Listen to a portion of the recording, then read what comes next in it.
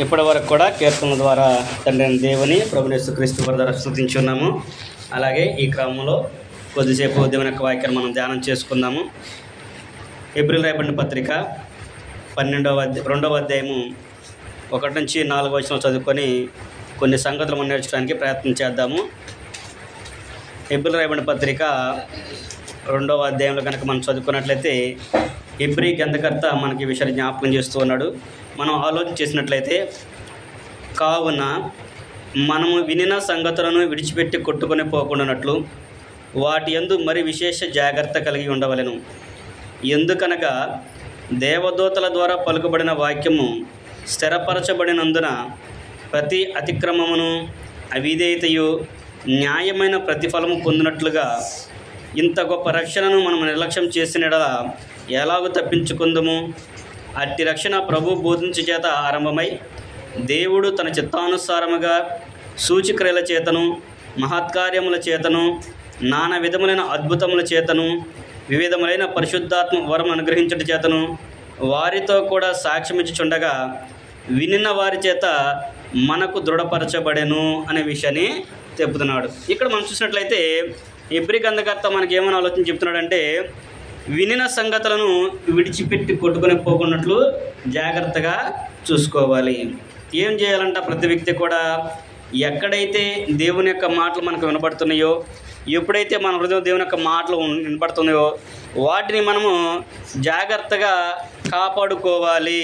అందుకని అంటే వినిన సంగతులను విడిచిపెట్టి కొట్టుకుని పోకున్నట్లుగా చూసుకోవాలి. వాక్యం విన్న తర్వాత దాన్ని కొట్టుకుని పోయేటట్లుగా ఉండకూడదు, అది మన హృదయంలో ఉండేట్లుగా చూసుకోవాలి. అందుకనే 3వ వచనంలో ఇంత గొప్ప రక్షణను అనే పదాన్ని వాడుతున్నాడు. అంటే దేవుని యొక్క రక్షణ సంకల్పాన్ని, దేవుని యొక్క నిత్య జీవనం గురించిన మాటల్ని తెలియపరచబడినప్పుడు మనము జాగ్రత్త కలిగి ఉండకపోతే అది మనకే ప్రమాదము అనే విషయాన్ని ఇక్కడ హెబ్రీ గ్రంథకర్త మనకి వివరిస్తూ ఉన్నాడు. అందుకని ఇక్కడ మనం ఏం చేయాలి అంటాడంటే, ఇంత గొప్ప రక్షణను మనం నిర్లక్ష్యం చేస్తే తప్పించుకోలేం కనుక మీరు జాగ్రత్త కలిగి ఉండండి అంటే హెచ్చరికను మనకి జారీ చేస్తున్నాడు. ఏమని జారీ చేస్తున్నాడు? ఏ సంగతి మనకి జ్ఞాపకం చేస్తున్నాడు అంటే, హెబ్రీ గ్రంథకర్త మనకు తెలియపరుస్తున్న విషయాన్ని మనం ఆలోచించినట్లయితే 12వ అధ్యాయం మనం చూద్దాం. ఏప్రిల్ రాయబడిన పత్రికలో 12వ అధ్యాయం కనుక మనం ధ్యానం చేసుకున్నట్లయితే 12వ అధ్యాయము 14 వచనం గురించి మనం చదువుకుంటే అక్కడ హెబ్రీ గ్రంథకర్త మనకు కొన్ని హెచ్చరికలను జారీ చేస్తున్నాడు. అక్కడ 2వ అధ్యాయము 3వ వచనంలో మీరు జాగ్రత్త కలిగి ఉండండి, వినిన వాక్యాన్ని విడిచిపెట్టి కొట్టుకుని పోకుండా జాగ్రత్తగా చూసుకోండి. అది ఎలా ఏర్పరచబడిందంటే దేవదూతల ద్వారా దేవుడు దాన్ని నియమించాడు కనుక మీరు జాగ్రత్త కలిగి ఉండండి అనే విషయాన్ని జ్ఞాపకం చేస్తూ ఇక్కడ 12వ అధ్యాయము 14 వచనంకి వచ్చేటప్పుడు ఏంటంటే, అక్కడ ఏమంటాడంటే, అందరితో సమాధానమును పరిశుద్ధత కలిగి ఉండటకు ప్రయత్నించుడి. పరిశుద్ధత లేకుండా ఎవడును ప్రభువును చూడడు. ఇక్కడ 14 వచనం ఏం చెబుతున్నాడు? గ్రంథకర్త అంటున్నాడు, మీరు అందరూ కూడా ఏం చేయాలి అన్నాడంటే, ఎవరైతే దేవుని యొక్క వాక్యాన్ని విని దాన్ని తన హృదయంలో భద్రపరుచుకున్నారో వారందరూ కూడా ఏం చేయాలంటే జాగ్రత్త కలిగి ఉండాలన్నాడు. అట్టి జాగ్రత్త అంటే ఎలాంటి జాగ్రత్త కలిగి ఉండాలంటే విన్న వాక్యం మన హృదయంలో ఫలించేటట్లుగా ఉండాలి. అందుకని అక్కడ ఏమంటే అందరితో సమాధానం కలిగి ఉండాలి అని అంటున్నాడు. అంటే ప్రతి ఒక్కరితో కూడా ఏం చేయాలంటే సమాధానం అనేది ఉండాలి. సమాధానం లేకపోతే దేవుడు సమాధానానికి కర్త కానీ అల్లరికి కర్త కాడు అనే విషయాన్ని కూడా జ్ఞాపకం చేస్తుంది. దేవుడు మనకి సమాధాన కారకుడు అన్నాడు కనుక ప్రతి వ్యక్తి కూడా ఎలా ఉండాలంటే సమాధానం కలిగి ఉండాలి. అలాగే 2వది పరిశుద్ధత లేకపోతే ఎవడు కూడా ప్రభువుని చూడలేడు. అంటే ఎదుటి వ్యక్తిలో మనం మంచితనాన్ని చూడలేము. మనలో పరిశుద్ధత లేకుండా ఎదుటి వారిని మనం అనడానికి అవకాశము లేదు. అందుకని ఇక్కడ కూడా ఏంటంటే పరిశుద్ధత లేకుండా ఎవడు కూడా ప్రభువుని చూడలేడు. 15వ వచనం అంటున్నాడు, మీలో ఎవడైనాను అంటే ఆ విషయాన్ని జ్ఞాపకం చేస్తున్నాడు. మీలో ఒకవేళ ఎవడైనా అలాంటి ఉంటే కనుక ఏమంటాడంటే దేవుని కృపను పొందకుండా తప్పిపోవునేమో అనియు చేదైన వీరు ఏదైనాను మలచి కలవరపరచుట వలన అనేకులు అపవిత్రులైపోదురేమో అనియు అక్కడ చెబుతూ ఒక పూట కూటి కొరకు తన జ్యేష్ఠత్వపు హక్కును అమ్మివేసిన ఏశావు వంటి భ్రష్టుడైనను వ్యభిచారి అయినను ఉండునేమో అనియు జాగ్రత్తగా చూచుకొనుడి. ఏసేవు ఆ తర్వాత ఆశీర్వాదం పొందగోరి కన్నీళ్లు విడుచుచు దానికోసం శ్రద్ధతో వెతికినను మారు మనసు పొందని అవకాశము దొరకక విసర్జింపబడని మీరు ఎరుగుదురు. ఇక్కడ గ్రంథకర్త హెచ్చరిక ఏం జారీ చేస్తున్నాడంటే, పాత నిబంధన గ్రంథంలో జరిగిందని జ్ఞాపకం చేస్తున్నాడు.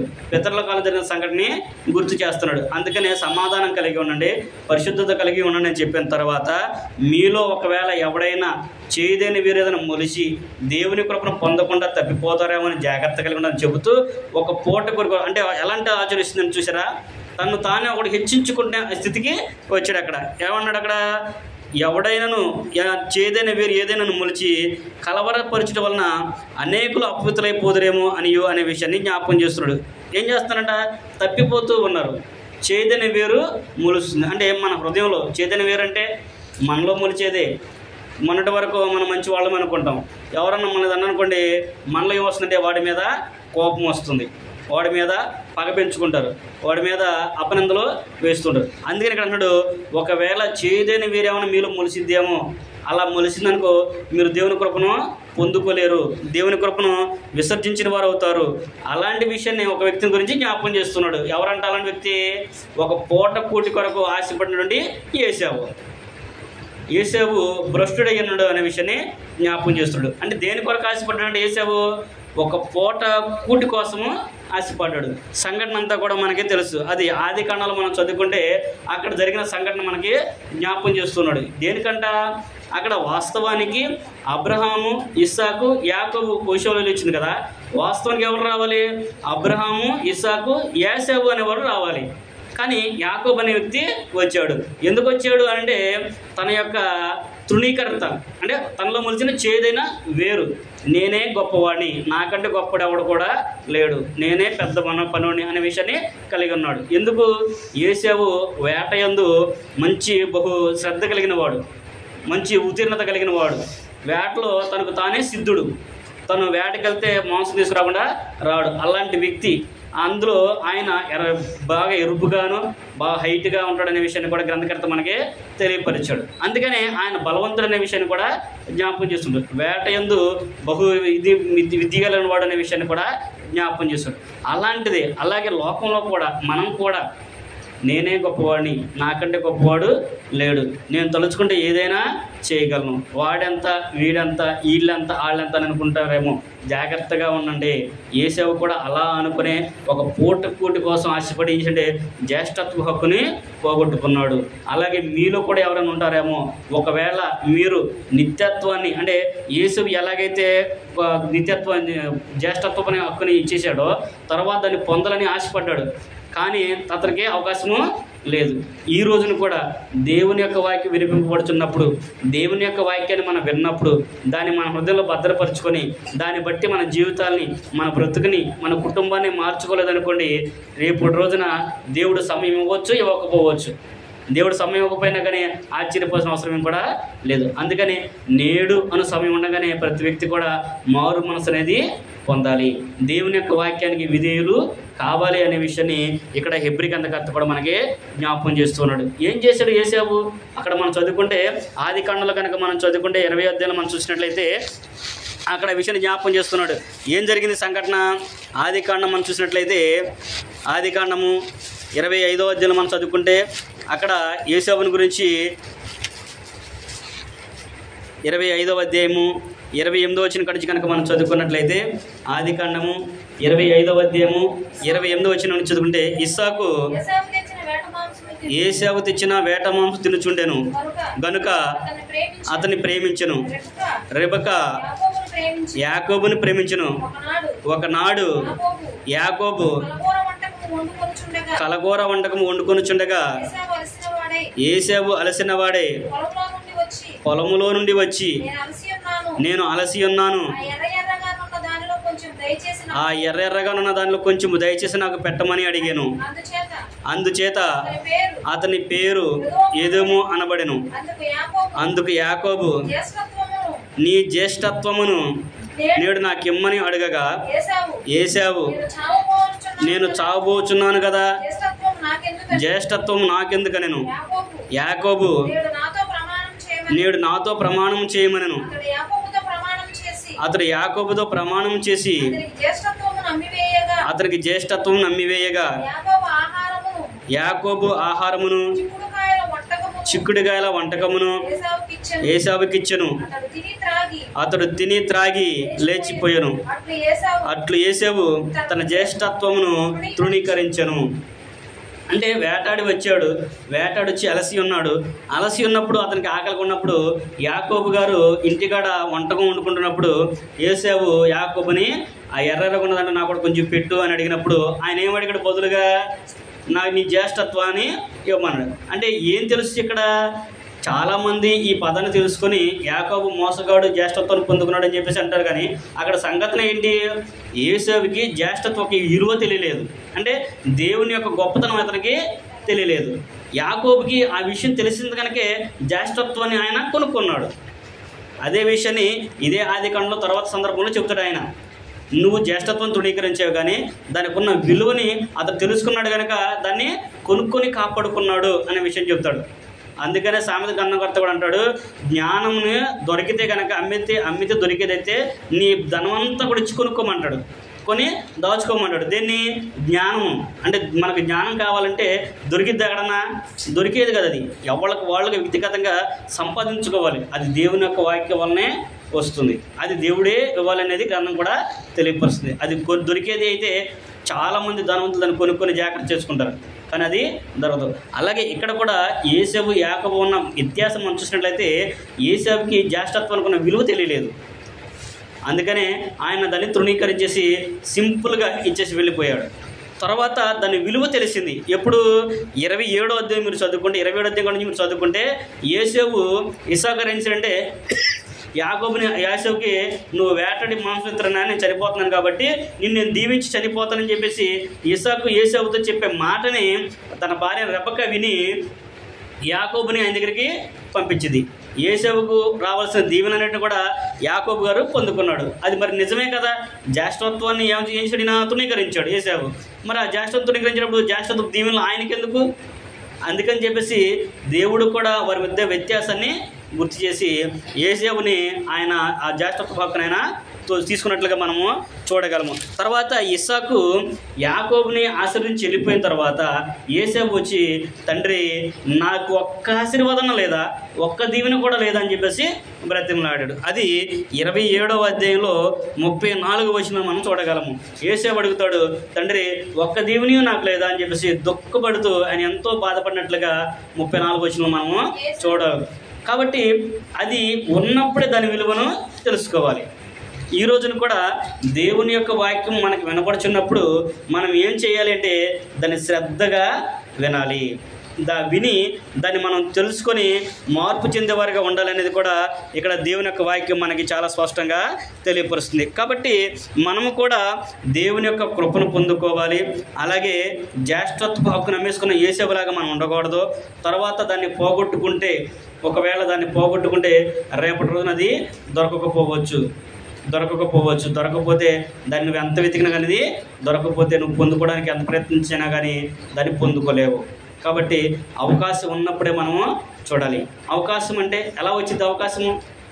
ఒక చిన్న కథ మనం ఆలోచించినట్టే, ఉదాహరణకి జరిగిన సంఘటన మనం ఆలోచించితే, ఒక పిల్లలు అంటే ఇప్పుడు మన పిల్లలు ఎలాగైతే రోడ్డు మీద ఆడుకుంటూ ఉన్నారో వారిని పిలిచి, అరే ఎందుకు అలా ఆడుకుంటున్నారు, చక్కగా ప్రార్థన రావచ్చుగా అంటే, మేము ఇప్పుడు ఆడుకునే వయసు కాబట్టి మేము ఆడుకుంటాం అని అంటారు.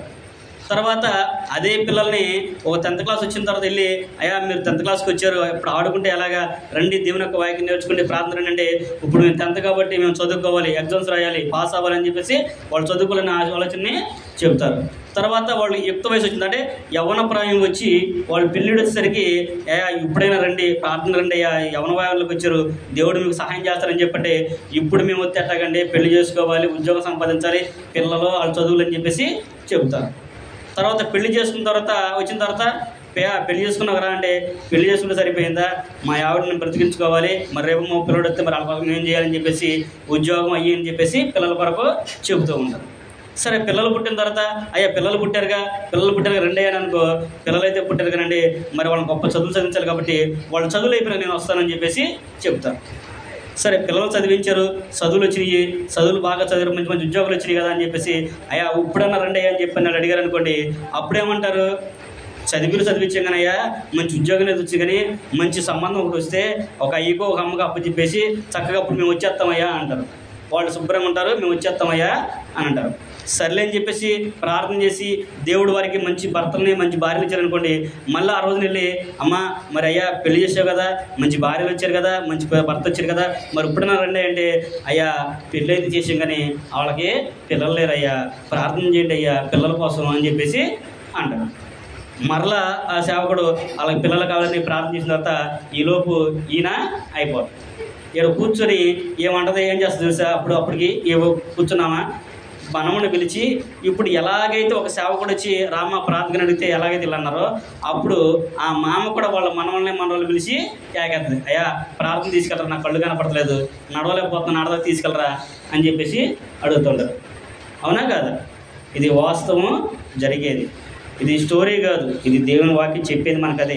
అందుకని దావీదు గారు అంటాడు, బాలుడు నడవస్త్రాన్ని వారికి బాల్యదినమునందే నేర్పండి. వాడు పెద్దవాడినప్పుడు అంటే వృద్ధాప్యంలోకి వచ్చినప్పుడు ఆ దారి నుంచి తొలగిపోకుండా ఉంటాడు.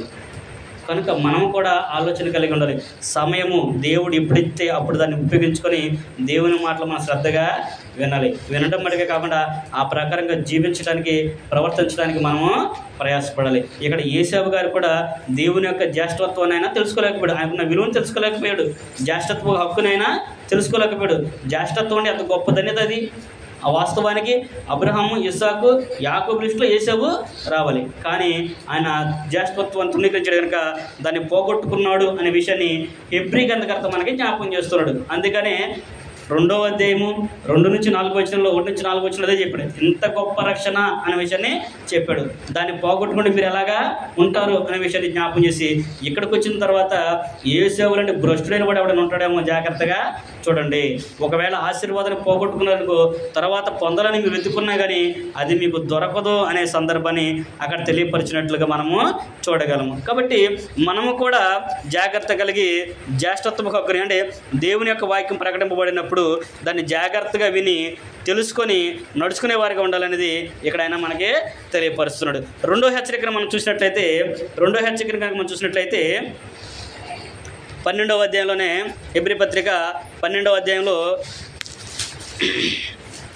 17వ వచనం వరకు మనం చదువుకున్నాము, 18వ వచనం కూడా చదువుకున్నాం. అక్కడ ఆయన ఏమంటాడంటే, స్ఫుచించి తెలుసుకునేదగినట్టు మండుచున్నట్టు కొండకును అగ్నికిని కారు మేఘమునకును గాఢాంధకారముకును తుఫానుకును బోరధ్వనికిని మాటల ధ్వనికిని మీరు వచ్చి ఉండలేదు. ఒక జంతువైనను ఆ కొండను తాకిన ఎడల రాళ్లతో కొట్టబడవలని ఆజ్ఞాపించిన మాటకు వారు తాళలేక ఆ ధ్వని వినవారు మరి ఏ మాటయు మాతో చెప్పవలదని బతిమాలు కొనిరి. మరియు ఆ దర్శనం ఎంతో భయంకరంగా ఉన్నందున మోషే మిక్కిలి భయపడి వణుకుచున్నాను నేను. ఇక్కడ చూసినట్లయితే ఇక్కడ కూడా చూసినట్లయితే ఏమని తెలియపరుస్తున్నాడు, ఇక్కడ ఇంకొక విషయాన్ని జ్ఞాపకం చేస్తున్నాడు గ్రంథకర్త. ఏంటంట, మీరు ఎక్కడికి వచ్చారు అనే విషయాన్ని జ్ఞాపకం చేస్తున్నాడు.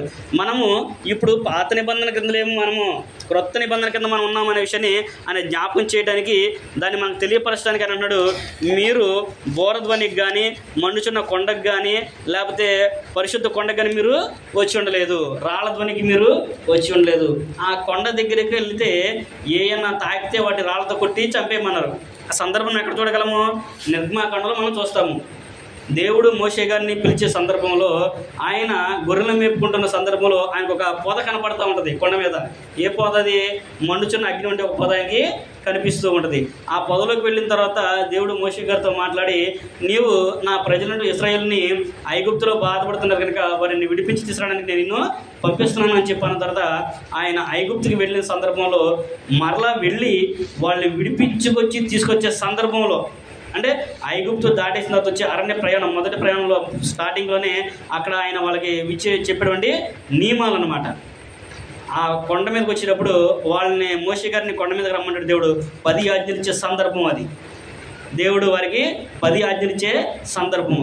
నీవు ఇప్పుడు ఈ ఇశ్రాయేలుని విడిపించి తీసుకెళ్తున్నావు కదా, మరి వీళ్ళు విడిపించి తీసుకెళ్ళేటప్పుడు వీళ్ళు ఇక్కడున్న 430 సంవత్సరాలు నాకు బలి కానీ అర్పణ కానీ ఏం చేయలేదు, నాకు ఆరాధన ఏం చేయలేదు, మరి వాళ్ళకి నియమం తెలియదు కాబట్టి ఇదిగో వాళ్ళకి ఒక నియమం నేను పెడుతున్నాను. అంటే అసలైన నియమం పొందాలి అంటే, అబ్రహాం యొక్క వంశాన్ని పొందాలంటే ఇంకా వారికి టైం పడుతుంది. కాబట్టి అబ్రహాం యొక్క వంశావళిలో వాళ్ళ క్రమంలో వెళ్ళాలి అంటే ముందుగా వాళ్ళు కొన్ని మాటలు వాళ్ళు నేర్చుకోవాలనే విషయాన్ని తెలియపరిచి ఈ ధర్మశాస్త్రాన్ని వారికి ఇచ్చాడనమాట. అదే ధర్మశాస్త్రం, పాత నిబంధన అనే గ్రంథం అనే విషయాన్ని మనకి జ్ఞాపకం చేస్తుంటాడు. అప్పుడు మోషే గారు కొండ మీదకి వెళ్ళినప్పుడు ఇశ్రాయేలు అందరూ కూడా పరిశుద్ధపరచమని చెప్తూ ఉంటాడు. 19వ అధ్యాయం మనం చదువుకుంటే, నిర్గమకాండము 19వ అధ్యాయము 20వ అధ్యాయం మనం చదువుకుంటే ఈ సంగతులన్నీ కూడా అక్కడ ఉంటాయి. వాళ్ళు ఏం చేయాలంట, స్త్రీ పురుషులందరూ కూడా వారందరూ కూడా పరిశుద్ధపరచుకోవాలంట. వాళ్ళందరూ కూడా ఎవరికి వాళ్ళు ఏం చేయాలంటే తలస్నానం చేసి చక్కగా నీట్గా రెడీ అయ్యి పరిశుద్ధపరచుకోవాలి. ఎవరు కూడా తన భార్యను కూడకూడదు అనే విషయాన్ని కూడా అక్కడ స్పష్టంగా రాసి చెప్తాడు. అక్కడ నిర్గమకాండం 19వ అధ్యాయం 1వ వచనం చదువుకుంటే ఆ సంగతులన్నీ కూడా అక్కడ ఉంటాయి. ఇప్పుడు చెప్పిన తర్వాత వాళ్ళందరూ కూడా పరిశుద్ధపరచుకొని 30 రోజుల వరకు వాళ్ళు జాగ్రత్త కలిగి ఉండాలి. వెళ్ళేటప్పుడు ఆయన అంటాడు, ఎవరు కూడా ఈ కొండ దగ్గరికి రాకూడదు, వాళ్ళకి ఒక పద్ధతిని వాళ్ళకి ఏర్పాటు చెయ్యి, ఒక పొలిమేరను ఏర్పాటు చెయ్యి, ఎవరు కూడా దాని దగ్గరికి రాకూడదు, పశువులు కూడా రాకూడదు, వచ్చినట్టయితే వాడిని రాళ్ళతో కొట్టి చంపేయాలి, ఇది నా పరిశుద్ధమైన కొండ కనుక దీన్ని ఎవడు కూడా ముట్టకూడదు అనే విషయాన్ని అక్కడ దేవుడు మోషే గారికి చెప్పిన సందర్భాన్ని మరలా జ్ఞాపకం చేస్తున్నాడు. అందుకని అక్కడ ఆయన అంటాడు, బోరధ్వని వంటి ఒక శబ్దం దగ్గరికి మీరు రాలేదు, మేఘం దగ్గరికి మీరు రాలేదు, తుఫాన్లాగా వచ్చినట్టు అక్కడికి మీరు రాలేదు అనే విషయాన్ని అక్కడ ఆయన చెప్పినప్పుడు వాళ్ళందరూ కూడా మిక్కిలి భయపడినట్లుగా మనం చూడగలము. మీరు 19వ అధ్యాయం 12వ వచనం కనుక ఒకసారి చదువుకుంటే 12వ వచనం అంటాడు, నీవు చుట్టూ ప్రజలకు మేరను ఏర్పరిచి మీరు ఆ పర్వతం ఎక్కవద్దు, దాని అంచును ముట్టవద్దు, భద్రము సుమి, ఈ పర్వతము ముట్టు ప్రతి వానికి మరణశిక్ష తప్పక విధింపవలెను. ఏం చేయాలంట, అసలు ఆ పర్వతం దగ్గరికి వెళితేనే, ఆ పర్వతం దగ్గర ముడితే మరణశిక్ష అన్నాడు. మరి ఈ రోజున మనం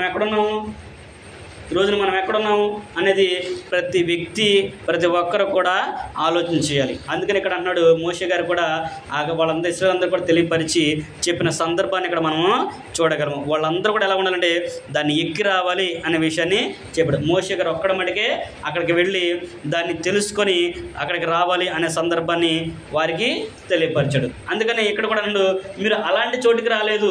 హెబ్రీ గ్రంథకర్త కూడా అదే జ్ఞాపకం చేశాడు, మీరు అలాంటి పొలిమేరల దగ్గరికి కానీ అలాంటి కొండ దగ్గరికి కానీ మీరు రాలేదు కదయ్యా, మీరు ఎక్కడికి వచ్చారో అనే విషయాన్ని కూడా అక్కడ ఆయన జ్ఞాపకం చేస్తున్నాడు. వాళ్ళందరూ కూడా ఏం చేశారంట, బోరధ్వని, మాటల ధ్వని మీరు వచ్చి ఉండలేదు, ఒక జంతువైనను కొండను తాకిన ఎడల రాళ్ళతో కొట్టవాలని ఆజ్ఞాపించిన మాట వారు తాళలేక ఆ ధ్వని విన్నవారు మరి ఏ మాట తమతో చెప్పవాలని బతిమాలు కొనిరి. ఏం చేశారంట, వాళ్ళందరూ కూడా బతిమాలు కొన్నారు. ఎవరిని?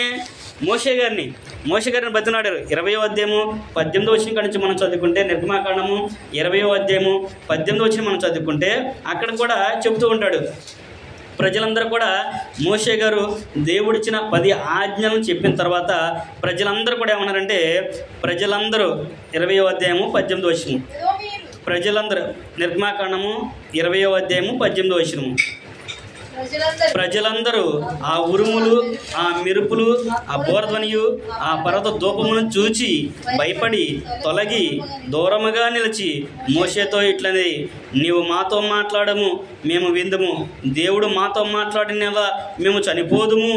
అందుకు మోషే, భయపడకుడి, మిమ్మల్ని పరీక్షించుటకును మీరు పాపము చేయకున్నట్లును ఆయన భయము మీకు కలుగుటకును దేవుడు ఏం చేసినని ప్రజలతో చెప్పాను. ఇదే విషయాన్ని ఇక్కడ హెబ్రీ గ్రంథకర్త కూడా మనకి జ్ఞాపకం చేశాడు 12వ అధ్యాయంలో. మీరు ఎలాంటి చోటకు వచ్చారో ఒకసారి మీరు జ్ఞాపకం చేసుకోండి. ఆ రోజున వాళ్ళు దేవుడున్న పర్వతం దగ్గరికి వెళితేనే వాళ్ళు ఆయన మాటలు వినే చనిపోయేవారు, ఆ ధ్వనికే వాళ్ళు భయపడ్డారు. మరి ఈ రోజున అనేక మంది మేము దేవుని చూసామని చెప్పేవాళ్ళు ఉన్నారు, దేవునితో మేము మాట్లాడేమని అంటారు, మేము పరలోకం వెళ్ళొచ్చామయ్యా అని అంటారు, మాకు దేవుడు కనిపించాడు మేము మాట్లాడామని చేసి అని చెప్తూ ఉంటారు. మరి ఇక్కడ మోషే లాంటి వాడే భయపడి వణికారని చెప్పి అన్నాడు. ప్రజలందరూ కూడా అక్కడ జరిగిన సందర్భం చూసి మిక్కిలి భయపడిపోయాం, అమ్మో మేము రాము, మేము మాట్లాడము అనే విషయాన్ని చెప్పారు. మరి ఈ రోజున వాళ్ళే అంత పరిశుద్ధపరుచుకొని వాళ్ళే అంత విధిగా ఉన్నప్పుడు, వాళ్ళకే అవకాశం లేనప్పుడు ఈ రోజున నీవు నేనే అంత మరి ఎవరు చెప్పే విషయాలు మనం ఆలోచన చేయొద్దా? అందుకనే ఇంత గొప్ప రక్షణ మీరు నిర్లక్ష్యం చేస్తే ఎలాగూ తప్పించుకుంటారు. కాబట్టి మీకు చెప్పబడిన వాక్యాన్ని మీరు జాగ్రత్తగా గైకొనండి, జాగ్రత్తగా వినండి. వెళ్ళామంటే విన్నామంటే విని వచ్చేసామంటే కాదు. నువ్వు విన్నావంటే నీకు ప్రశ్న అనేది రావాలి. అది దేని సందర్భం అనేది నీకు తెలియాలి. ఎప్పుడు చెప్పాడు అనే సందర్భం నీకు తెలియదు. ఎందుకు చెప్పాడు ఆ మాట అనేది ఒక వ్యక్తి గ్రహించాలి. ఇక్కడ హెబ్రీ గ్రంథకర్త అదే విషయాన్ని మనకి జ్ఞాపకం చేయడం అనేది మనము చూడగలము. ఇక్కడ హెబ్రీ గ్రంథకర్త ఇక్కడ మీరు మోసే భయపడ్డాడు కాబట్టి మీరు కూడా భయపడతారని చెప్పాడు కదా? కాదు, అక్కడ చెప్పిన సందర్భాన్ని ఇక్కడ మనకి జ్ఞాపకం చేస్తున్నాడు. మీరు అలాంటి చోటకు రాలేదు కదా. హెబ్రీ గ్రంథకర్త హెబ్రీలో ఉన్న క్రైస్తవులందరూ కూడా అదే విషయాన్ని జ్ఞాపకం చేస్తున్నాడు. మీరు మోసే గారు కూడా మిక్కిలి భయపడ్డాడు అనే విషయాన్ని కూడా అక్కడ జ్ఞాపకం చేస్తున్నాడు. కనుక మనము ఈ రోజున దేవుని యొక్క వాక్యాన్ని శ్రద్ధగా వినాలి. విన్న వాక్యం మనం పరిశీలనగా చేయాలి. వీళ్ళు మోషే గారు భయపడ్డాడంట, ఇశ్రాయేలీలు కూడా భయపడ్డారు. మరి ఈ రోజున నేను మాట్లాడాను, నేను చూశాను అని చెప్పేవాళ్ళు ఎంత ధైర్యంగా చెబుతున్నారు? వాళ్ళు ఎవరిని చూశారన్నది ఒకసారి మనం ప్రశ్నించాలి. మరి వాళ్ళు చూశారని చెప్పారంటే ఇది అబద్ధం అయిద్దా? దేవుని యొక్క వాక్యం అబద్ధమేగా. దేవుని ఎవరో చూడలేడు అనే పదాన్ని గ్రంథం మనకి తెలియపరుస్తుంది. దేవుని ఎవడను ఎప్పుడును చూడలేదు, చూడనేరడు కూడా అని చెప్పేసి తేల్చి చెప్పేశాడు ఆయన. మరి ఈ రోజున అనేక మంది మేము దేవుని చూసాము, దేవునితో మేము మాట్లాడమనే వాళ్ళు మరి వాళ్ళు నిజం చెబుతున్నారా అబద్ధం చెబుతున్నారా? అది మరి మనం విన్నప్పుడు మన ప్రశ్న వేయాలా వద్దా? మరి ఏ తెలుసుకోకపోతే ఎలా జరిగింది మనకి? దేవుడు ఎలాగ నీకు నిత్య జీవాన్ని ఇస్తాడు? నిత్య శ్వాస నీకు ఎలా ఇస్తాడు? పరలోకం ఎలాగెళ్తావు అనేది ప్రతి వ్యక్తి కూడా ఆలోచించాలి. అందుకని హెబ్రీ గ్రంథకర్త కూడా మనకు ఆ విషయాన్ని జ్ఞాపకం చేశాడు. ఇప్పుడు హెబ్రీ గ్రంథకర్త ఇప్పుడున్న ప్రజెంట్ ఉన్న క్రైస్తవులందరూ కూడా ఆ విషయాన్ని జ్ఞాపకం చేస్తూ ఇప్పుడేమంటున్నాడంటే అప్పుడు గురించి చెప్పాడు, ఇశ్రాయేలు గురించి చెప్పాడు. ఇప్పుడు క్రైస్తవులైన వారికి చెప్తున్నాడు, ఇప్పుడైతే సియోను కొండకును జీవంగల దేవుని పట్టణమునకును అనగా పరలోకపు యెరూషలేమునకును వేవేల కొలది దేవదూతల యొద్దకును పరలోకమందు వ్రాయబడి ఉన్న జ్యేష్ఠుల సంఘమునకును వారి మహోత్సవమునకును అందరి న్యాయాధిపతి అయిన దేవుని యొద్దకును సంపూర్ణ సిద్ధి పొందిన నీతిమంతుల ఆత్మ యొద్దకును క్రొత్త నిబంధనకు మధ్యవర్తి అయిన యేసు నొద్దకు. ఎక్కడికి వచ్చామంటే ఇప్పుడు మనము క్రొత్త నిబంధనకు మధ్యవర్తి అయినటువంటి యేసుక్రీస్తు నొద్దకు మనము వచ్చాము. ఇప్పుడు ఎవరైనా పరలోకం వెళ్ళాలంటే దేవుని దగ్గరికి చేరాలి అంటే వాడు ఎవరి దగ్గరికి రావాలంటే క్రీస్తు దగ్గరికి రావాలి. క్రీస్తు ప్రభువు మనకి అవకాశం ఇవ్వాలి. ఆ రోజున ధర్మశాస్త్రానికి ఇశ్రాయేలీయులకి దేవునికి మధ్యవర్తి ఎవరో? మోషే గారు. ఆయన కొండ మీద వెళ్ళి దేవుని యొక్క ఆజ్ఞలు తెలుసుకొని తీసుకొచ్చి ఇశ్రాయేలు ప్రజలందరూ కూడా తెలియపరిచాడు. మరి ఈ రోజున దేవుని యొక్క మాటలు అంటే మన మాటలన్నింటినీ కూడా మన సంభాషణ అంతా కూడా దేవునికి తెలియపరిచేది ఎవరంటే యేసుక్రీస్తు ప్రభువారు. ఆయన దేవునికి మనకి మధ్యవర్తిగా ఉన్నాడు. తిమోతి రాసిన మొదటి పత్రిక 2వ అధ్యాయము 5వ వచనం చెప్తాడు, దేవునికి నరులకు మధ్యవర్తి అయిన యేసుక్రీస్తు అనే విషయాన్ని జ్ఞాపకం చేస్తుంటాడు. అంటే క్రీస్తు ప్రభువు మనకు మధ్యవర్తి అయ్యి ఉన్నాడు. మనం ఏదైతే కావాలని దేవుని వేడుకుంటామో ఆ మాటల్ని క్రీస్తు ప్రభువు దేవునికి చేరవేస్తాడు. దేవుడు మనకి ఏదైతే కావాలని మనం ఆలోచన చేస్తాం, దేవుడు ఏదైతే అనుకుంటాడో అది క్రీస్తు ప్రభువు ద్వారా మనకి అనుగ్రహిస్తాడు. క్రీస్తునందున్న వారికే దాన్ని ఇస్తాడు తప్ప క్రీస్తుకి వెలుపల వారికి ఆయన ఇవ్వడనేది కూడా అక్కడైనా జ్ఞాపకం చేస్తున్నాడు. అందుకని క్రొత్త నిబంధనకు పరలోకమందు వ్రాయబడిన జ్యేష్ఠుల సంఘమునకు అనే పదాన్ని కూడా అక్కడైనా వాడినట్లుగా మనము చూడగలము. ఇవన్నీ కూడా చాలా కాంప్లికేటెడ్ విషయాలు. ఇవన్నీ కూడా ఇక్కడ జ్యేష్ఠుల సంఘం అనే పదాన్ని కూడా ఆయన వాడాడు. జ్యేష్ఠ సంఘం అంటే ఏంటి? జ్యేష్ఠుడు అంటే పెద్దవాడు. పెద్దవాడు అంటే ఎవరు? పెద్దవాడు ఎవరు? జ్యేష్ఠుల సంఘం అని చెప్పి అన్నాడు. జ్యేష్ఠుల సంఘం అంటే ఏంటి? దేవుడు తన సంఘానికి అనేక పదాలని వాడినట్లు మనం చూడగలము. జ్యేష్ఠుల సంఘం అన్నాడు, పరలోకపు యెరూషలేము అన్నాడు, అలాగే దేవుని మందిరము అన్నాడు. అంటే దేవుడు తన సంఘానికి అనేకమైన పేర్లు పెట్టి వివిధాలుగా ఆయన మలిచినట్లుగా మనం చూడగలం. వాటన్నిటికి కూడా ఒక వ్యత్యాసం అనేది ఉంటుంది. దాన్ని ప్రతి వ్యక్తి కూడా తెలుసుకోవాలనేది అక్కడైనా తెలియపరుస్తున్నాడు. అందుకని ఇక్కడ ఆయన అన్నాడు, అందరి న్యాయాధిపతి అయిన క్రీస్తు వద్దకు క్రొత్త నిబంధనకు మధ్యవర్తి యేసుక్రీస్తు వద్దకు మనం వచ్చాము. అంతకంటే ముఖ్యంగా అంటే హేబేలు కంటే మరి శ్రేష్టంగా పలుకు ప్రోక్షణ రక్తమునకు మీరు వచ్చి ఉన్నారు. అంటే హేబేలు నీతిమంతుగా చనిపోయాడు, ఆయన రక్తం మొరపెడుతుందని చెప్పి అన్నాడు ఆదికాండం 4వ అధ్యాయంలో. ఆయనకంటే శ్రేష్టమైన రక్తం ఎవరిదంటే క్రీస్తు ప్రభువు. హేబేలు రక్తం వలన ఎవరికి ఏ ప్రయోజనం లేదు, కానీ యేసుక్రీస్తు రక్తం వలన ప్రతి ఒక్కరికి ప్రయోజనం ఉంది. ఆయన రక్తంలో ప్రతి వ్యక్తి కూడా పాపాలను కడిగి వేసుకుంటే దేవుడు అతన్ని చేర్చుకుంటాడు అనే విషయాన్ని కూడా అక్కడ ఆయన మనకి తెలియపరుస్తున్నాడు. అలాగే ఇక్కడ మరొక విషయాన్ని జ్ఞాపకం చేస్తున్నాడు 25వ వచనంలో. అక్కడ ఆయన అంటున్నాడు 25వ వచనంలో ఏమంటున్నాడంటే, మీకు బుద్ధి చెప్పుచున్న వారిని నిరాకరింపకుండానట్లు చూచుకునడి. వారు భూమి మీద నుండి బుద్ధి చెప్పిన వారిని నిరాకరించినప్పుడు తప్పించుకుని పోయిన ఎడల పరలోకం నుండి బుద్ధి చెప్పుచున్న వారిని విసర్జించి మనము తప్పించుకుని పోట మరి నిశ్చయం కదా అనే విషయాన్ని జ్ఞాపకం చేస్తున్నాడు. అంటే భూమి మీద నుండి బుద్ధి చెప్పిన వాడు ఎవడో, పరలోకం నుంచి బుద్ధి చెప్పేది ఎవరో? భూమి మీద నుండి బుద్ధి చెప్పిన వాడు అంటే మోషే గారి గురించి చెప్పాడు. ఆయన భూమి మీద నుంచి బుద్ధి చెప్పిన వాడు అంటే మోషే గారి గురించి చెప్పాడు. ఇశ్రాయేలు అందరూ కూడా బుద్ధి చెప్పి ఆయన వారికి అందరిని కూడా నడిపించాడు కాబట్టి ఆయన గురించి అక్కడ చెప్పాడు. ఇప్పుడు మనకు పరలోకంలో బుద్ధి చెప్పుచున్న వారు ఎవరు అంటే క్రీస్తు ప్రభు వారు. పరిశుద్ధాత్మ పేరు ద్వారా రాయబడండి బైబిల్. ఈ ఒక్క వాక్యాన్ని మనం కనుక లోబడకపోతే, వాక్యం చెప్పినట్లుగా మనం వినకపోతే, ఈ వాక్యంలో వ్రాయబడిన సంగతులను బట్టి మన జీవితంలో మార్చుకోకపోతే మనం ఎలాగా తప్పించుకుంటాము? అంటే భూమి మీద ఉన్న వాడి బుద్ధి చెప్పినప్పుడే వారు తప్పించుకోలేదు. మరి అలాంటప్పుడు పరలోకంలో బుద్ధి చెప్పుచున్న వారిని నిరాకరిస్తే, అంటే క్రీస్తు ప్రభువుని నిరాకరిస్తే, వాక్యాన్ని నిరాకరిస్తే, వాక్యాన్ని తృణీకరిస్తే మీరు ఎలాగ తప్పించుకుంటారు? మీరు ఆలోచన చేసుకోండి అనే విషయాన్ని ఇక్కడ హెబ్రీ గ్రంథకర్త మనకి జ్ఞాపకం చేస్తూ ఉన్నాడు. కనుక మనము భూమి మీద నుండి బుద్ధి చెప్పేవాడిని తప్పించుకోలేము కాబట్టి, పరలోకం నుండి బుద్ధి చెప్పేవాడి నుంచి తప్పించుకోలేము కాబట్టి జాగ్రత్త కలిగి ఉండాలి. అంటే దేవుని యొక్క మాటలు మనకేమైతే తెలియపరుస్తున్నాయో వాటిని మనం శ్రద్ధగా వినాలి. ఆ బుద్ధి చెప్పేది ఎవరంటే దేవుడు ఆ అవకాశాన్ని తన సేవకులకు ఇచ్చాడు. తిమోతి రాసిన 2వ పత్రిక 3వ అధ్యాయము 15-16 వచనం మనం చదివితే, దైవజనుడు సన్నద్ధుడై ప్రతి సద్వాక్యమును పూర్ణంగా వివరించబడినట్లు దైవవాసన ప్రతి లేఖనమును ఉపదేశించుటకును, ఖండించుటకును, తప్పుదిద్దుటకును, నీతిని శిక్షటకును ప్రయోజనకరమై ఉన్నది అనే విషయాన్ని జ్ఞాపకం చేస్తూ ఉంటాడు. అంటే దేవుని యొక్క వాక్యము మనకి దేనికంట బోధ కలిగిన నిమిత్తము, బుద్ధి కలిగిన నిమిత్తము, హెచ్చరించే నిమిత్తము ఆయన మనకి హెచ్చరిస్తాడనే విషయాన్ని జ్ఞాపకం చేస్తున్నాడు. అంటే దైవజనం ఎలా ఉండాలంట? సిద్ధపడి పూర్ణంగా దాన్ని అంగీకరించే వారిగా ఉండాలి అనే విషయాన్ని జ్ఞాపకం చేస్తున్నాడు. కనుక ప్రతి విషయంలో కూడా మనం జాగ్రత్త కలిగి శ్రద్ధగా ఆలకించే వారిగా ఉండాలి. అందుకని అక్కడ అంటున్నాడు, మీకు బుద్ధి చెప్పుచున్న వారిని నిరకించినట్లు చూచుకునండి. వారు భూమి మీద నుండి బుద్ధి చెప్పిన వారిని నిరకించినప్పుడు తప్పించుకొనకపోయిన ఎడల పరలోకం నుండి బుద్ధి చెప్పుచున్న వారిని విసర్జించి మనము తప్పించుకుని పోట మరి నిశ్చయం కదా అనే విషయం చెప్పిన తర్వాత 26వ వచనం అన్నాడు, అప్పుడు ఆయన శబ్దము భూమిని చలింపజేయును కానీ ఇప్పుడు నేను ఇంకొకసారి భూమిని మాత్రమే కాక ఆకాశమును కూడా కంపింపజేతును అని మాట ఇచ్చి ఉన్నాడు. ఏంటంట? అప్పుడైతే వాళ్ళకు ఒకసారి భూమి కంపించేది. అంటే దేవుని యొక్క మాటలు వాళ్ళు మీరినప్పుడు ఆ కొండంతా ఆగినా దానిని పరిశుద్ధ విడిచిపెట్టినా అప్పుడు భూమి కంపించి వాళ్ళందరూ కూడా పాడు చేసేది. కోరహును కుటుంబాన్ని అంతా కూడా దేవుడు వేసాడు, భూమి నెరలుగా ఇచ్చి వారి కుటుంబాన్ని అంతా కూడా తీసేసుకుంది. ఇప్పుడైతే ఆయన అంటున్నాడు, ఇప్పుడు భూమి మాత్రమే కాదంట, భూమిని ఆకాశాన్ని కూడా నేను కంపింపజేస్తాను. మొత్తం ఒక్క దెబ్బతో స్మాష్ అయిపోద్ది, అంతే, ఇకేముండవు. భూమి ఉండదు, ఆకాశం కూడా ఉండదు, మొత్తం లైవ్ అయిపోతాయి అనే విషయాన్ని గ్రంథకర్త మనకి జ్ఞాపకం చేస్తున్నాడు. ఇదే విషయాన్ని పేతురు పత్రికలో చెప్పాడు, యాకోబు పత్రికలో చెప్తాడు, యోహాను గారు కూడా చెప్తాడు, అనేక సందర్భాలలో చెప్తారు. క్రొత్త భూమి క్రొత్త ఆకాశం కొరకు మేము ఎదురు చూస్తున్నామని పౌలు గారు ఎఫెసీ పత్రికలో కూడా చెప్పాడు. అంటే ఈ భూమి మీద ఉన్నవన్నీ కూడా ఒక రోజున లయమైపోతాయి. మహాకాశంలో మిక్కడమైన వేండ్రంతో లయమైపోవును అనే విషయాన్ని కూడా జ్ఞాపకం చేశాడు. అదే విషయాన్ని ఇక్కడ కూడా హెబ్రీ గ్రంథకర్త జ్ఞాపకం చేస్తుంది. జాగ్రత్త, ఇంత గొప్ప రక్షణ నువ్వు నిర్లక్ష్యం చేస్తే నువ్వు తప్పించుకోలేవు.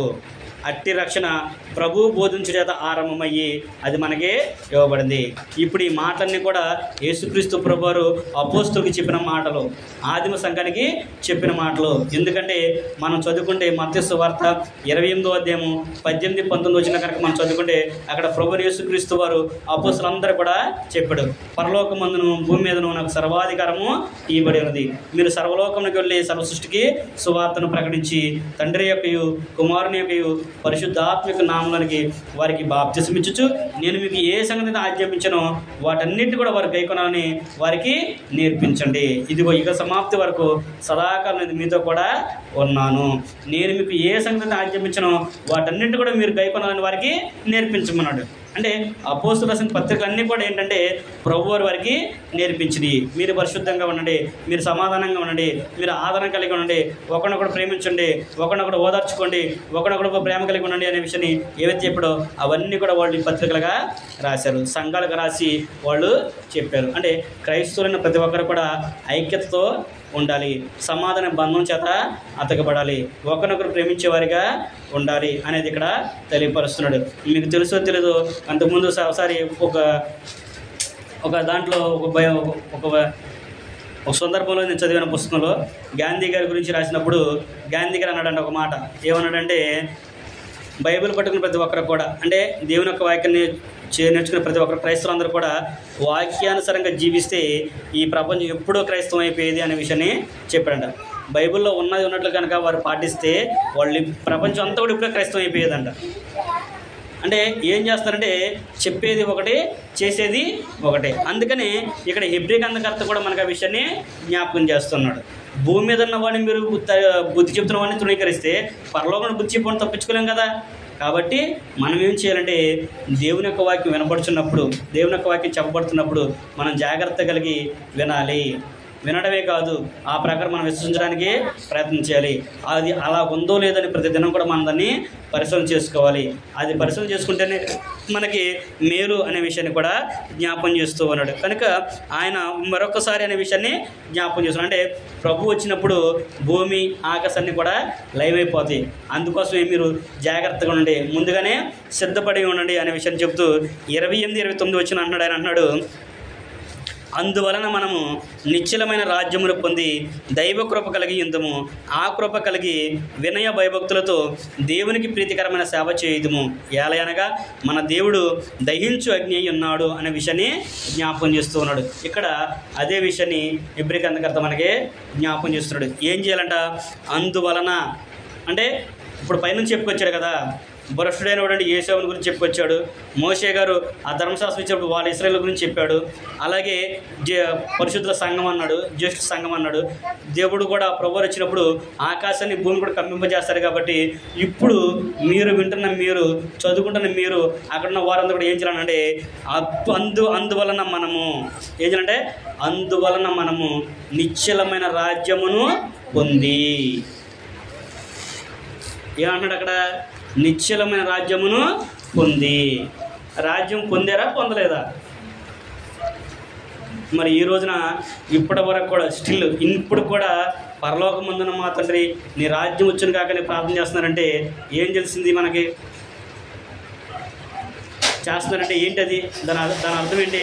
ఇంకా నీ రాజ్యం రాలేదు కాబట్టి నేను రాలేదనే కదా, నీ రాజ్యం, ఆయన రాజ్యం రాలేదనే కదా మనం చేసే ప్రార్థన. నాకు ఒక తెలిసిన కాడి నుంచి నేను ఆలోచన చూస్తూనే ఉన్నాను.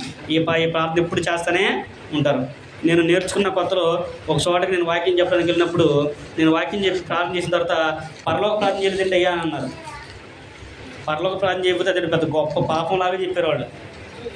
అసలు పరలోక రాజ్యం అనేది తెలుసమ్మా మీకు అని చెప్పేసి తర్వాత వాళ్ళు చెప్పిన తర్వాత మరి ఏంటయ్యా మన వాళ్ళందరూ ఇంకా రాజ్యం వచ్చింది కానీ ప్రార్థన చేస్తున్నారు, ఇంత చక్కగా చెప్పడుందని చెప్పానని వాళ్ళు అడిగారు సందర్భాన్ని. తర్వాత మేము కొన్ని వారాలు వాళ్ళకి వెళ్ళి దేవుని యొక్క వాక్యాన్ని మేము సాధన నేర్పిస్తే వాళ్ళు ఈ రోజున దాని రాజ్యంలో ఉన్నారు. దాన్ని తెలుసుకున్నారు, వాళ్ళు గ్రహించి వాళ్ళు మార్పు చెందారు. మరి ఈ రోజున మరి నువ్వు ఆలోచన చేస్తున్నావు, మరి నువ్వే పరిస్థితుల్లో ఉన్నావు? ఇక్కడ గ్రంథకర్త అన్నాడు, అందువలన మనము నిశ్చలమైన రాజ్యమును పొంది దైవ కృప కలిగి ఏం చేయాలంట? దైవ కృప కలిగి ఉందము. ఆ కృప కలిగి ఎప్పుడైతే నువ్వు రాజ్యాన్ని పొందుకుంటావో, రాజ్యాన్ని పొందుకుంటే నువ్వు దేవుని కృపను పొందుకుంటావు. ఆ కృప పొందుకొని అక్కడేమన్నాడు? దైవ కృప కలిగి దేవునికి ప్రీతికరమైన సేవ చేయుదుము. వినయ భయభక్తులతో దేవునికి ప్రీతికరమైన సేవ చేయుదుము. నువ్వు దేవునికి సేవ చేయాలంటే ఏం చేయాలి? రాజ్యాన్ని పొందాలి, దేవుని కృపను పొందుకోవాలి. నువ్వు దేవుని కృపను పొందుకోకుండా, ఆయన రాజ్యాన్ని పొందుకోకుండా నువ్వు సేవ చేసావనుకున్నా కానీ ఆ సేవ నిష్ప్రయోజనమే. నువ్వు ఎంత ప్రయాసపడినప్పటికి కూడా, నువ్వు దేవుని కొరకు ఎంత ఇచ్చినా కానీ, నువ్వు ఎన్ని విధాలు చేసినప్పుడు కూడా అదంతా కూడా వ్యర్థమే అనేది దేవుని యొక్క వాక్యం మనకి తెలియజేస్తుంది. నేను అన్న మాట ఏమంటే ఇక్కడ అందువలన మనము నిశ్చలమైన రాజ్యాన్ని పొంది దైవ కృప కలిగి ఉందము, ఆ కృప కలిగి వినయ భయభక్తులతో దేవునికి ప్రీతికరమైన సేవ చేయుదుము. అక్కడ ఏమన్నా తర్వాత ఏలయనగా, అక్కడ మన పదం గుర్తుపెట్టుకోవాలి. ఏలయనగా మన దేవుడు దహించు అగ్ని అయి ఉన్నాడు. దేవుడు దహించు అగ్ని ఉన్నాడు. కాబట్టి జాగ్రత్త, ఇంత గొప్ప రక్షణను మీరు నిర్లక్ష్యం చేస్తే తప్పించుకోలేరు. మరొకసారి హెబ్రీ పత్రిక 2వ అధ్యాయము మనం చదువుకున్నట్టయితే 2వ అధ్యాయంలో 1వ వచనం నుంచి మనం చదువుకుంటే ఒకసారి మనం పాఠ్య విషయం నుండి ముగించుకుందాం. మనం అక్కడ హెబ్రీ గ్రంథకర్త ఏం తెలియపరుస్తుందంటే, కావున మనం వినిన సంగతులను విడిచిపెట్టి కొట్టుకొని పోకుండానట్లు వాటి యందు మరి విశేష జాగ్రత్త కలిగి ఉండవలెను. అంటే ఏంటంట, మనం వినిన సంగతులు, కావున అనే పదాన్ని చెప్పి మనం వినిన సంగతులు విడిచిపెట్టి కొట్టుకొని పోకున్నట్లు వాటి యందు మరి విశేష జాగ్రత్త కలిగి ఉండవలెను. ఎందుకనగా దేవదూతల ద్వారా పలుకబడిన వాక్యము స్థిరపరచబడినందున ప్రతి అతిక్రమమును అవిధేయతయు న్యాయమైన ప్రతిఫలమును పొంది ఉండగా ఇంత గొప్ప రక్షణను మనము నిర్లక్ష్యం చేసిన ఎడల ఎలాగో తప్పించుకుందుము? అట్టి రక్షణ ప్రభు బోధన చేత ఆరంభమై దేవుడు తన చిత్తానుసారంగా సూచికరల చేతను, మహత్కార్యముల చేతను, నానా విధమైన అద్భుతముల చేతను, వివిధములైన పరిశుద్ధాత్మ వరమును అనుగ్రహించడం చేతను వారితో కూడా సాక్ష్యం ఇచ్చుండగా వినిన వారి చేత మనకు దృఢపరచబడెను. అంటే దేవుని యొక్క వాక్యం వినడం ద్వారా దృఢపరచబడుతుంది. అందుకని ఒక వ్యక్తి దేవుని యొక్క వాక్యాన్ని వినాలి, జాగ్రత్త కలిగి ఉండాలి. ఇంత గొప్ప రక్షణ వాక్యాన్ని మనం నిర్లక్ష్యం చేస్తే మనం ఎలాగా తప్పించుకుంటాం అనేది కూడా గ్రంథకర్త దేవుడు మనకి తెలియపరిచినట్లుగా మనము చూడగలం. కాబట్టి ప్రతి వ్యక్తి కూడా ఏంటంటే దేవుని యొక్క వాక్యాన్ని శ్రద్ధగా వినాలి, ఆలోచన కలిగి ఉండాలి.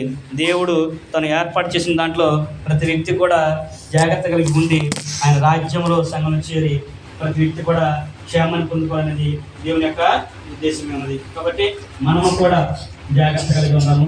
యేసులాగా జాగ్రత్తను పోగొట్టుకోకుండా, ఆశీర్వాదం పోగొట్టుకోకుండా, అంటే దేవుడు నేడు అన్న సమయం మనకు ఎప్పుడైతే ఇచ్చాడో ఆ సమయంలో మన దేవుని యొక్క మాటలు విని మనం రక్షణ పొందుకొని దేవుడి సన్నిధిలో మంచి ఆశీర్వాదం పొందుకునే వారికి ఉండాలనేది దేవుని యొక్క వాక్యం మనకి తెలియపరుస్తుంది. కాబట్టి గ్రంథకర్త తెలియపరిచినట్టుగా దేవుని యొక్క వాక్యం వరించినట్టుగా మనమందరం కూడా నిశ్చలమైన రాజ్యం ఉంటుంది, దైవ కృప కలిగి దేవునికి ప్రీతికరమైన సేవ చేయాలనే విషయాన్ని ప్రేమతో మీకు తెలియపరుస్తూ నాకు తెలియపరుచుకుంటూ ఈ మాటలతో ముగిస్తున్నాను. గొప్పతనం మీ అందరూ కూడా ప్రభుత్వం నామమున వందనాలు.